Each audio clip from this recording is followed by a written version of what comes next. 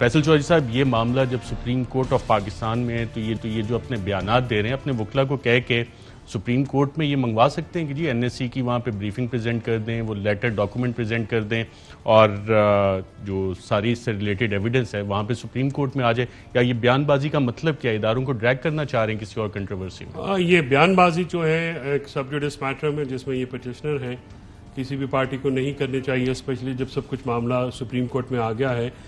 Supreme court نے سو motto جو لیا اس کی وجوہات، ایک میں کسی اور شو میں تھا تو مجھے وہاں پہ یہ اشارہ دیا گیا کہ شاید یہ کسی نے ان کو کہا کہ مارشل لا لگنے والا ہے، یعنی مسلح افواج کے اوپر ان کو ڈریگ کرنے کے لیے یہ سارا معاملہ کیا گیا، جس کی وجہ سے ایک آرڈر کل آیا۔ لیکن اب کیونکہ معاملہ سپریم کورٹ میں ہے، سپریم کورٹ اس کو بڑی آج بھی وہ انہوں نے کافی دیر سنا۔ یہ علیحدہ بات ہے کہ 2 گھنٹے کے بعد جب وہ اپنا کیس صحیح طرح سے پریزنٹ نہیں کر پائے تو جسٹس کو یہ ریمارکس دینے پڑے کہ آپ کو ہم نے 2 گھنٹے سنا ہے، آپ آرگنائز نہیں تھے، اگر آپ آرگنائز ہوتے، آپ ویل پریپیئرڈ ہوتے تو آپ کیس اپنا کنکلوڈ کر لیتے۔ تو یہ جو بڑے سنجیدہ معاملات ہیں ارشد، اگر تو انکوزیٹوریل پروسیڈنگز ہوتی ہیں، دیکھیے حکومت نے یہ کیا ہے اور اسپیکر صاحب نے یہ کیا ہے کہ انہوں نے جو این ایس سی کے منٹس ہیں جو ان کے سامنے ان کیمرہ پروسیڈنگز، آج ایک بڑی انٹرسٹنگ آبزرویشن آئی چیف صاحب کی طرف سے، انہوں نے کہا کہ آپ کو جب انہوں نے بلایا تھا تو آپ ڈیلیبریٹلی نہیں گئے وہاں پہ، تو ڈیلیبریٹلی کیوں نہیں گئے؟ دیکھیں نا، یہ کسی شخص کا یا شخصیت کا، پارٹی کا، کسی ایک گروہ کا معاملہ تو نہیں، آخر پاکستان ہے۔ دیکھیے پاکستان سے وفاداری، آپ پاکستان کے آئین سے وفاداری، پاکستان کے قانون سے وفاداری، یہ آپ اسکیم آف دا کانسٹیٹیوشن دیکھیے، یہ پلیس کی گئی ہے بنیادی حقوق سے پہلے، یعنی بنیادی حقوق جو ہیں وہ آرٹیکل 9 سے سٹارٹ ہوتے ہیں۔ آرٹیکل 5 میں یہ ہے کہ اگر آپ پاکستان کے آئین اور قانون کی پرواہ نہیں کرتے، آپ اسے لائل نہیں ہیں ریاست پاکستان سے، پھر شاید بنیادی حقوق بھی آپ اپنے نہیں مانگ سکتے۔ آپ کو بنیادی حقوق مانگنے کے لیے پہلے ریاست پاکستان سے وفادار ہونا پڑتا۔ نیشنل سیکورٹی کونسل کی ابھی اس میں بہت ساری، لیٹ می ٹیل یو، آپ کے توسط سے، اس اے ٹپ آف آئس برگ یہ آؤٹ بائی ہے۔ اگر اس پہ انکوزیٹوریل پروسیڈنگز ہوتی ہیں، جو کہ اگر سپریم کورٹ کا پریروگیٹو ہے، اور میں نہیں سمجھتا کہ وہ اس میں اگر وہ فیصلہ جائیں، اگر آرٹیکل 69 کو وہ کراس کرتے ہوئے جائیں گے، پھر یہ ساری چیزیں میمو گیٹ اسکینڈل کی طرح یہ سامنے آئیں گی، اور پھر یہ چیزیں بہت ساری جو اس وقت نہیں ہیں آفیشیل سیکریٹ ایکٹ کے تحت یا ملک کی سلامتی کے تحت وہ سامنے نہیں لائی گئی ہیں، تو پھر شاید وہ ریکارڈ پہ آئیں۔ پھر یہ معاملہ کہاں رکے گا، یہ کسی کے پاس اختیار میں نہیں۔ یہ اب سپریم کورٹ جو ہے اس پہ فیصلہ کرے گی، کیونکہ آج جو ہے بہت سارے سوالات اٹھے ہیں، میں سمجھتا ہوں کہ آج تو جج صاحبان نے جو ہے وہ زیادہ کیس سمجھنے کی کوشش کی ہے۔ پٹیشنر کے وکلاء جو ہیں وہ آج کی تاریخ تک وہ یہ سمجھا نہیں سکے کہ ان کا کیس کیا ہے۔ کل امید کرتا ہوں کہ یہ کسی سمت بیٹھے گا اور وہ کچھ چیز ایسی سامنے لائیں گے جس سے کوئی direction. Tip of the ice برگ جب آپ کہتے ہیں اس کا کیا مطلب ہے؟ اس کا مطلب یہ ہے کہ جو ابھی تک سامنے چیزیں آئی ہیں اس کے علاوہ یہ میرا ماننا ہے کہ بہت ساری چیزیں ایسی ہیں جو سامنے آئیں گی، تو پھر بہت سارے لوگوں کو بہت پریشانی ہوگی۔ ابوذر سلمان نیازی صاحب، آپ سے جاننا چاہوں گا آرٹیکل 69 اور جو rules of procedure national assembly کے، وہ تو ایک بار لگا رہے ہیں، لیکن جو فیصل چودھری صاحب بھی بتا رہے ہیں جو ڈپٹی اسپیکر کی رولنگ اس حوالے سے، وہ تو بہت سیریس اس میں معاملات اٹھائے گئے ہیں، ان معاملات کا فیصلہ کون کرے گا؟ ارشد صاحب دیکھیں، 69 کا جو بار ہے وہ ایبسلوٹ بار نہیں ہے، وہ کوالیفائڈ بار ہے۔ اس کے اندر اگر کوئی ارریگولیرٹی ہوگی کسی پروسیجر کے اندر تو تب آپ کسی کورٹ آف لاء میں اس کو چیلنج نہیں کر سکتے۔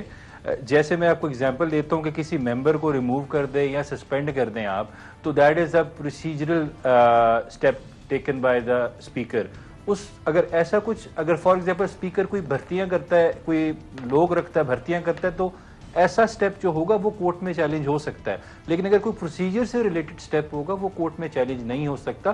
یہ اظہر صدیق کیس پہ ججمنٹ بھی تھی، سپریم کورٹ کی جتنی بھی تھی، جو بار آف جورسڈکشن ہے کورٹ کا وہ کوالیفائڈ ہے، مطلب کہ جب ارریگولیرٹی آف پروسیجر ہوگا، لیکن اگر فار ایگزامپل مینٹینیبلٹی پہ بحث ہوگی ابھی سپریم کورٹ میں کہ کیا یہ 69 کی بار کو ہم کراس کر سکتے کہ نہیں کر سکتے، اگر ہم اس کو کراس کر لیتے ہیں تو پھر جو فیصل صاحب کہہ رہے ہیں کہ پھر بڑی چیزیں کھلیں گی، کیونکہ میرا ماننا ہے کہ جو اسپیکر صاحب نے فیصلہ کیا ہے بڑی ریزننگ دی ہے، 5-6 پیج کا آرڈر لکھا ہے، چھوٹا آرڈر نہیں ہے، اس میں انہوں نے ریلائے کیا ہے جو بھی پیچھے محرکات تھے، جو بھی واقعات ہوئے، جو ڈاکومنٹس ہیں، تو پھر اگر کورٹ نے فیصلہ کرنا ہے، اس رولنگ کو ایگزامن کرنا ہے، اس کا ریویو کرنا ہے، تو پھر کورٹ کو وہ ڈاکومنٹ دیکھنے پڑیں گے. اگر وہ ڈاکومنٹ کورٹ میں آئے گا تو پھر دونوں پارٹیز کے پاس بھی آئے گا ڈاکومنٹ، اگر دونوں پارٹیز کے پاس آئے گا تو پھر عوام کے پاس بھی ڈاکومنٹ آئے گا. تو یہ ایک پینڈورا باکس ہے، جب وہ کھلے گا تو اس میں جو شامل آپ اسے سلمان ایسا آپ جسے پینڈورا باکس کہہ رہے ہیں، اسپیکر کی رولنگ میں اسے